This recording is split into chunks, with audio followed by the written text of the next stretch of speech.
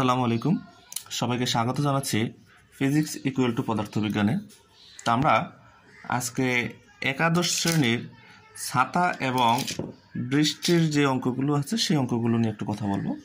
ছাতা ও বৃষ্টি সম্পর্কিত, ছাতা ও বৃষ্টি ওকে। আচ্ছা, তো একটু বলে রাখি, এই ছাতা ও বৃষ্টির অঙ্ক সম্পর্কিত কনসেপ্ট আলোচনা করার আগে দুইটা সূত্রের কথা একটু বলে রাখি।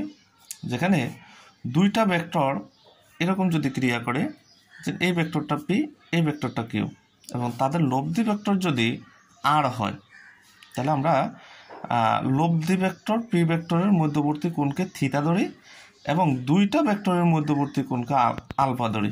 অর্থাৎ পি ও কিউ ভেক্টরের মধ্যবর্তী কোণ যেটা আছে সেটা আলফা, আর পি আর আর ভেক্টরের মধ্যবর্তী অর্থাৎ লব্ধি ভেক্টরের মধ্যবর্তী কোণ যেটা আছে সেটাকে আমরা থিটা দিয়ে আইডেন্টিফাই করে দিলাম। ওকে, এই অনুসারে আমরা সূত্র লিখি যে tan theta equal to q sine alpha divided by p plus q cos alpha. Okay, এটা দিয়ে আমরা আইডেন্টিফাই করি যে থিটার মানটা কত। অর্থাৎ দুইটা ভেক্টর যখন এভাবে ক্রিয়া করে তখন লব্ধি ভেক্টরের সাথে পি ভেক্টরের মধ্যবর্তী কোণটা কত, আর এই যে লব্ধি ভেক্টর যেটা আছে সেটাকে আমরা ছাতা হিসাবে আইডেন্টিফাই করবো যে ছাতাটা কোন দিকে ধরবে, অর্থাৎ কোন দিকে সে ছাতা ধরলে ভিজবে না। আবার আমাদের কাছে অনেক সময় জিজ্ঞাসা করে যে তার দিক কোন দিকে বরাবর হয়, তখন এই লব্ধি ভেক্টরটাই হবে তার দিকের মান। ওকে, সেই দিকটা কোনটা পি ভেক্টরের সাথে যে কোণ আছে সেই কোণ। ওকে, আর হলো আর একটা সূত্র আমরা সবাই জানি, সেটা হলো r equal to root over p square plus q square plus 2p q cos alpha, যেটা কজ অনুপাতের সাথে সম্পর্কিত। তো আমরা এই সূত্রটা এখন আর ইউজ করব না, আমরা এই যে সূত্রটা আছে সেটাই ইউজ করব। একটু বলে রাখি যে আপনার শান্ত বাতাসে যদি হয়, লোকের হাঁটা অথবা বাতাসের বেগ যেটাই থাকুক না কেন, আমরা সব সময় একটা জিনিস একটু খেয়াল রাখবো। সেই জিনিসটা হলো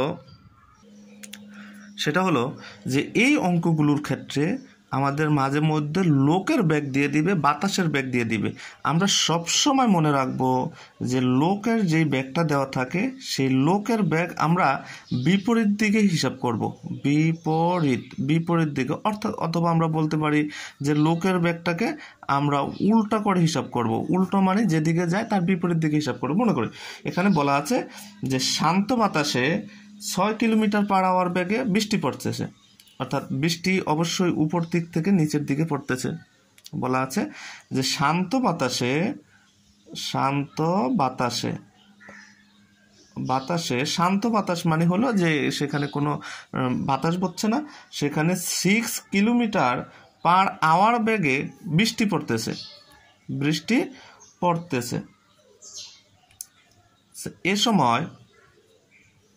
এ সময় সাইকেলে চড়ে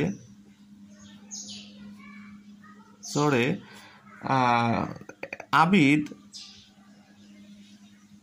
8 কিলোমিটার পার আওয়ার বেগে বাড়ি ফিরছে। ওকে, এখন বললো যে তার ছাতা কিভাবে ধরতে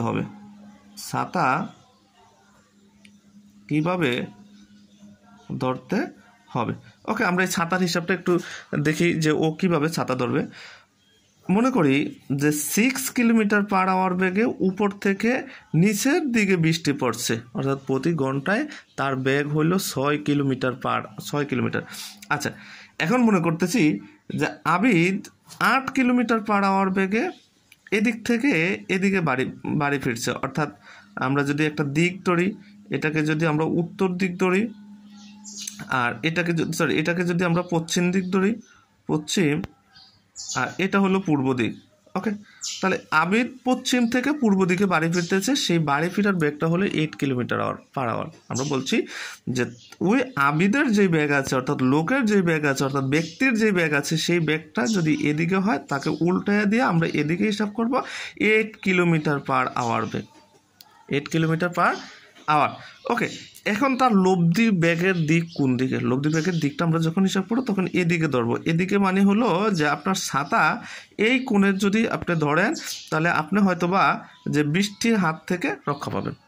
ওকে, তাহলে এইখানে যদি দাঁড়ানো থাকে আমরা এইটাকে ধরছি হলো যে পি ভেক্টর আছে সেই পি ভেক্টরটা, তাহলে পি ভেক্টরটা হলো 6 কিলোমিটার পার আওয়ার, আর এদিকে যে ভেক্টরটা আছে সেটা হলো কিউ ভেক্টর, কিউ ভেক্টরটা হলো 8 কিলোমিটার পার আওয়ার। পি ভেক্টরটা এর জন্য ধরলাম যে আমরা এই কোণটাকে আইডেন্টিফাই করতেছি, এই কোণটা, অর্থাৎ আমরা এখানে বলে রাখছি যে লব্ধি ভেক্টরের সাথে যে কোণ সেই কোণকে থিটা দ্বারা প্রকাশ করি, এই জন্য আমার লব্ধি যে দিকটা আছে ভেক্টরটা আছে সেটা এটাকে আমরা এই পি এর সাথে, তাহলে এইটা হলো আমরা থিটা দ্বারা আইডেন্টিফাই করব। আর টোটাল যে মধ্যবর্তী কোণটা আছে সেই কোণটাকে আলফা দ্বারা আইডেন্টিফাই করব।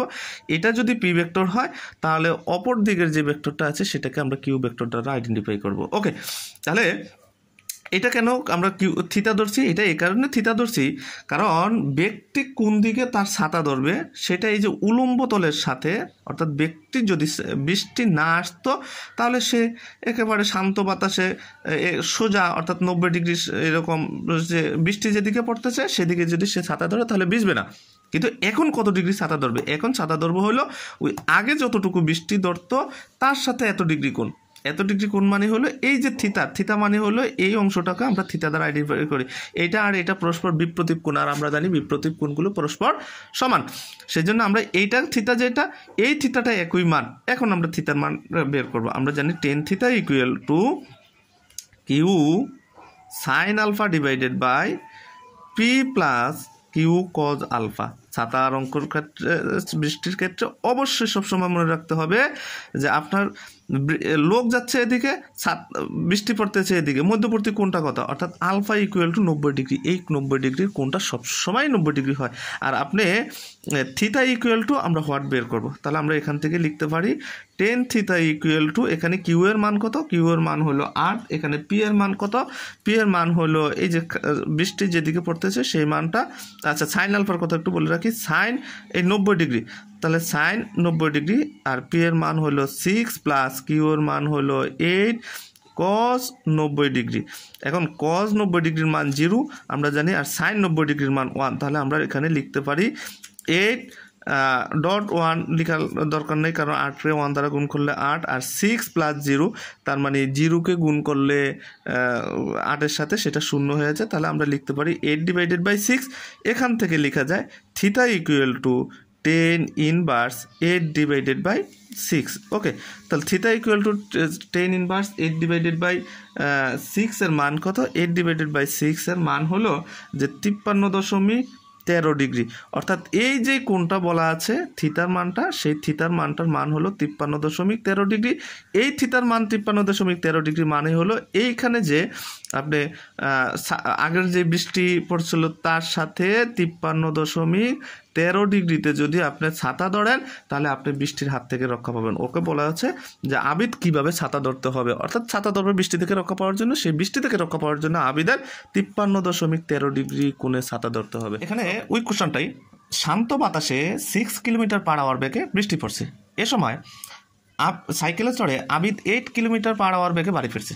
আচ্ছা, এ সময় আবিদের চলার বিপরীত দিকে, অর্থাৎ তখন লিখি এখানে কোশ্চেনটার মধ্যে, তখন আবিদের চলার বিপরীত দিকে, অর্থাৎ আবিদ যদি এদিকে যায়, আবিদ কত কিলোমিটার পার আওয়ার বেগে যাচ্ছে, 8 কিলোমিটার পার আওয়ার বেগে যাচ্ছে।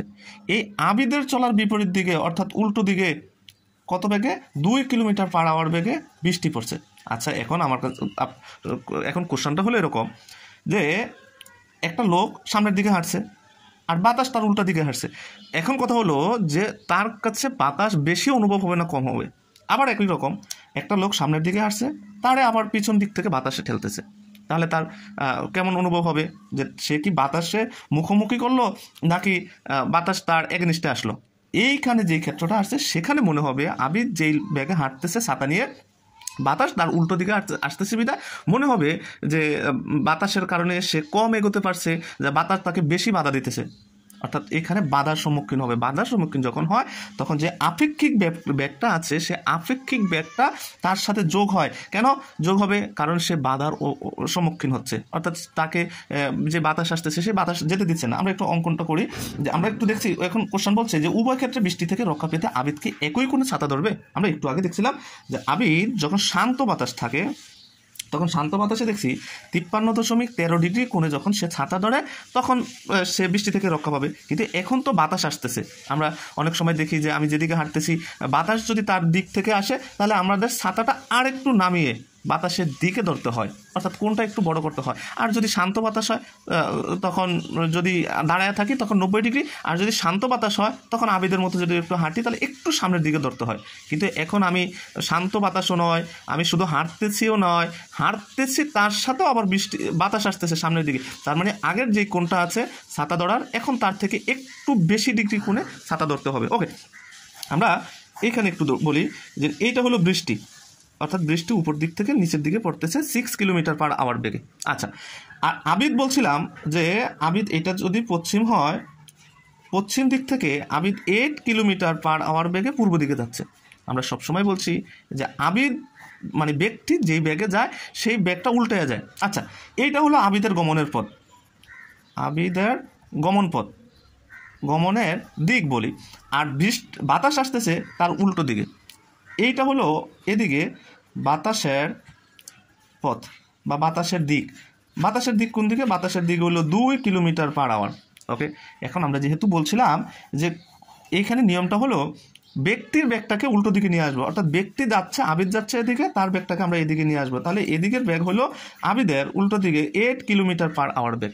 8 কিলোমিটার/আওয়ার বেগ হওয়ার পরে এখন কত বেগ অনুভব হবে, অর্থাৎ আপেক্ষিক যে বেগটা আছে মনে হবে সেই বেগটা হলো 8 + 2 অর্থাৎ 10 কিলোমিটার/আওয়ার। 10 কিলোমিটার/আওয়ার, এটা হলো আপেক্ষিক বেগ।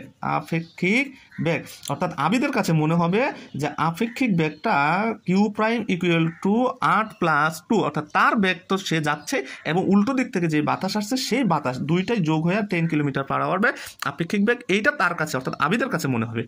আচ্ছা, তাহলে এখন কোন কত ডিগ্রি? আমরা ঠিক একই রকমের কোণ এখন ধরলাম।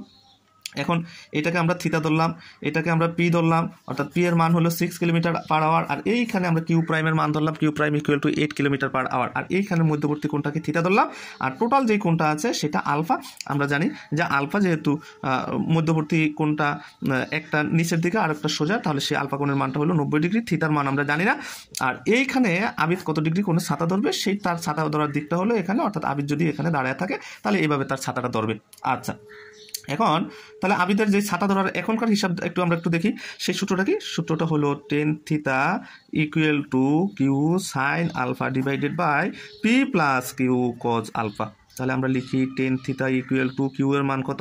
q এর মান হলো যে এখানে q প্রাইমের মান হলো 10 sin 90 ডিগ্রি / p এর মান কত? p এর মান হলো 6, তাহলে 6 + q cos α, অর্থাৎ q এর মান কত? q এর মান হলো 10 cos 90 ডিগ্রি। cos 90 ডিগ্রির মান আমরা জানি 0, তার মানে এই অংশটুকু 0 হয়ে যায়। sin 90 ডিগ্রির মান 1, তার মানে এই অংশটুকু 1 হয়ে যায়। আমরা লিখতে পারি tan θ = 10 × 1 আর 6 + 0 মানে 6। তাহলে আমরা এখান থেকে লিখতে পারি θ = 10 ইনভার্স 10 / 6। আচ্ছা, 10 ইনভার্স 10 / 6 এর মান কত? 10 ইনভার্স 10 / 6 এর মান হলো 59 ডিগ্রি। অর্থাৎ একটু আগে বলেছিলাম যে আপনি যদি ছাতাটা যদি শান্ত বাতাস থাকে আর যদি আপনি হাঁটতেছেন, অর্থাৎ বাতাসের কোনো বেগ নাই, আর আপনি সামনের দিকে হাঁটতেছেন, সেই হাঁটাটা হলো 8 কিলোমিটার/আওয়ার। 8 কিলোমিটার/আওয়ার। তখন আপনি ছাতা হয়তো বা এই কোণে ধরছেন, অর্থাৎ আগে যেই আছে সেই দিক থেকে আপনি এখানে যদি দাঁড়ায় থাকেন তাহলে বা হাঁটতেছেন, তাহলে আপনি এইখানে ছাতা ধরছেন। এখানে ছাতা ধরলে দ্যাটস এনাফ, অর্থাৎ এটা হলো 53.13 ডিগ্রি। সেই ডিগ্রিতে আপনি ছাতা ধরলে বৃষ্টি থেকে রক্ষা পাবেন। কিন্তু এখন তো বাতাস বসছে, তার মানে এখন আর একটু হেলায়া, একটু বাতাসের দিকে হেলায়া ধরতে হবে, ছাতা ধরতে হবে। কত ডিগ্রি? আগেরটা ছিল 53.13 ডিগ্রি আর এখন হলো 59 ডিগ্রি, অর্থাৎ আর একটু বেশি এখানে 6.5 সামথিং যত ডিগ্রি আছে সেই ডিগ্রি বেশি কোণে ছাতা ধরতে হবে। তাহলে এখানে কোশ্চেনটার আমরা সামারি কী করতে পারি যে আবিদ একই রকমের বৃষ্টি থেকে রক্ষা পেতে হলে একই কোণে ছাতা ধরবেন কি না, একই কোণে ছাতা ধরবেন না, তার আগের ছাতার কোণের অপেক্ষায় এই যে এটার থেকে অর্থাৎ 59 থেকে 53.13 বিয়োগ করলে যত আসে তত ডিগ্রি বেশি অ্যাঙ্গেলে বায়ুর দিকে, বায়ু প্রবাহের দিকে বা বাতাসের দিকে অ্যাঙ্গেল করে ছাতা ধরতে হবে। একই দিকে ছাতা ধরলে সে ভিজে যাবে। ওকে।